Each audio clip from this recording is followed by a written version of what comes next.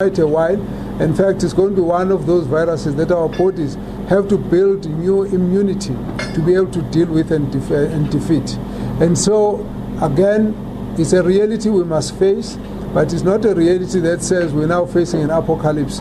We have seen how united action and determined, firm decisions have made a difference in some of the countries such as China, where in the past few weeks you have seen that they've not increased to get new infections. You have also not increased to actually see more deaths, but in some of the countries we're still battling. The WHO has actually declared that Europe now is the epicenter of the infection. Now South Africa has also seen a number of people who have been infected would have largely come from Europe and of course different parts of the world.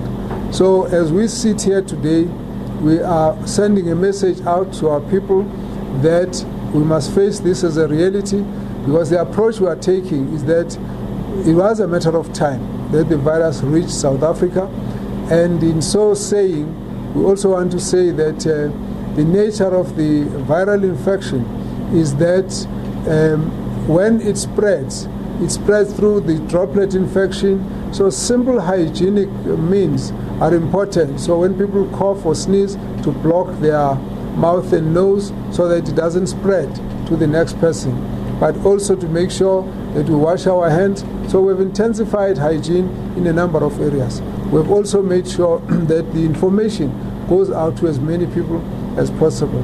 We spoke to various schools now, and we are encouraging teachers to teach our children as early as now, as young as they are, to understand that you can actually do something to fight the coronavirus. So those messages become very, very important and strong, and we are saying that it's important for all of us to be mobilized to fight this infection.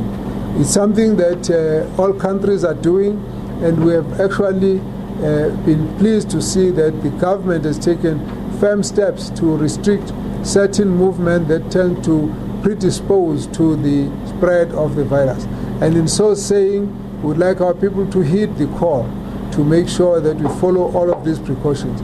It's important as well, because that's really where the virus will be defeated. It is not in treating one patient that you are going to deal with the virus. It's in preventing it from spreading too fast. And we have said our approach is we're slowing it down, we want to flatten the curve. In other words, the numbers of people who have got the infection must not rise so rapidly as to overwhelm our health system.